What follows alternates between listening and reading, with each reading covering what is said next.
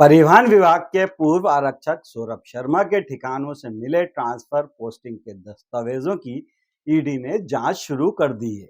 इसमें ईडी कुछ नेताओं और अफसरों से भी पूछताछ करने की तैयारी में है, लेकिन इसके लिए उसे दिल्ली मुख्यालय से हरी झंडी मिलने का इंतजार है। नमस्कार, आप देख रहे हैं नारद मुनि लाइव और मैं हूं आपके साथ जुबैर कुरैशी। दोस्तों, इस पूरे मामले में अहम बात यह है कि आयकर लोकायुक्त के बाद ईडी भी पूछताछ में सौरभ शर्मा से 52 किलो सोना और 11 करोड़ रुपए नगद किसका है, ये पता करने में नाकाम रही है।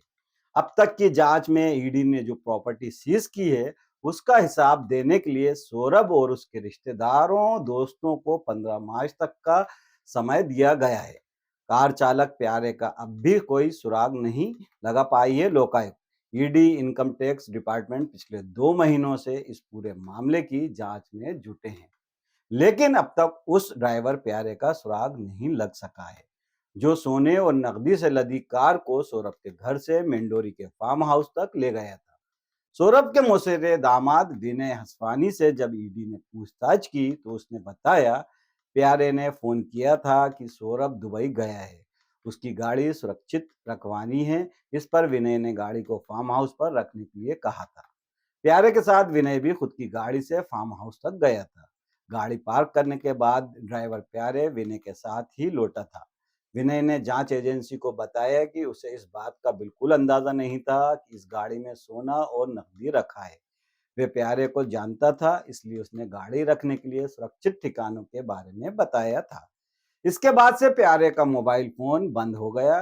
विनय ने अपने बयान में यह भी बताया कि 19 दिसंबर की रात सौरभ की मां उमा शर्मा भी प्यारे को फोन लगा रही थी, लेकिन संपर्क नहीं हो पाया। उस दिन रात को उमा शर्मा के साथ विनय उस कार को देखने फार्म हाउस पर भी गया था, लेकिन वहां हलचल देखकर वापस लौट आया। आईटी ने मांगी ईडी लोकायुक्त से रिपोर्ट।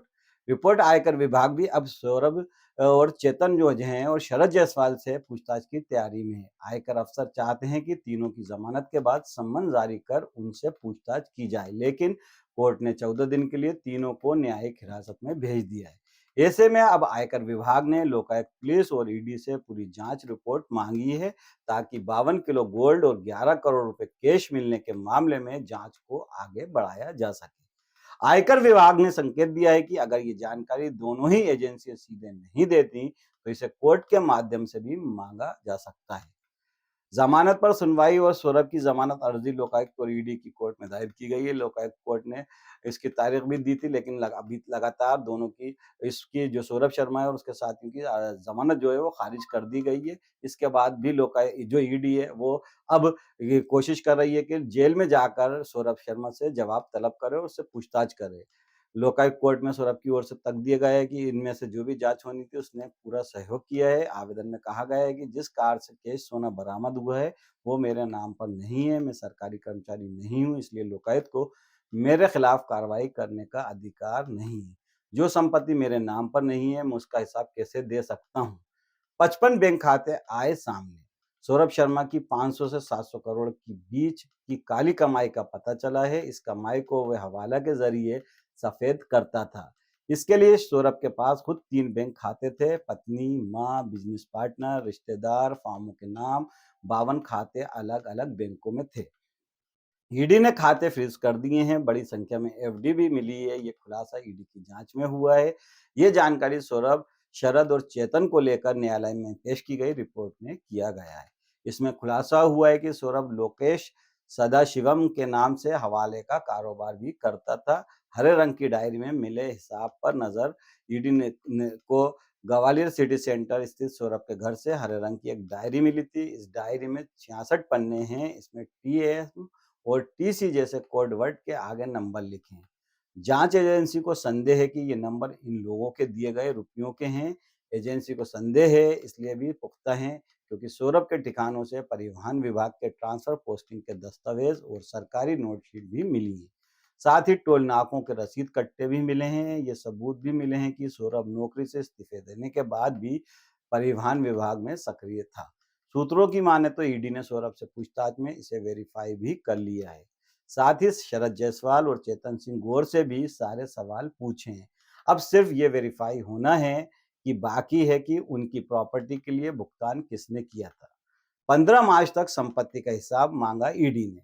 94 करोड़ रुपए की प्रॉपर्टी की खरीदी का सौरभ, उसकी मां उमा शर्मा, पत्नी दिव्या, साले रोहित तिवारी, सुलभा तिवारी, चेतन सिंह गौर, शरद जायसवाल और शरद की मां कृष्णा जायसवाल से भी जवाब मांगा गया है।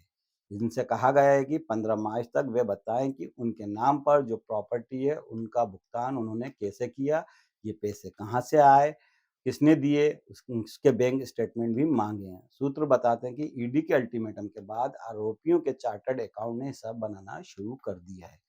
इसके अलावा ईडी उन अधिकारियों से भी पूछताछ कर सकती है और इसके लिए ईडी ने दिल्ली मुख्यालय से अनुमति मांगी है, जिनके नाम सौरभ की डायरी में आए हैं। अब सवाल ये है कि क्या दिल्ली मुख्यालय ईडी को उन बड़े अफ़सरों के नाम और जिनके नाम इस डायरी में, उनसे पूछताछ करने की अनुमति देगी? दोस्तों, इस पर आपकी क्या राय है? इस पर हमें अपनी राय यूट्यूब पर कमेंट करके ज़रूर बताएँ और आपको ये खबर पसंद आए तो इसे लाइक करें, शेयर करें और हाँ, चैनल को सब्सक्राइब करना ना भूलें। दीजिए इजाज़त, नमस्कार, जय हिंद।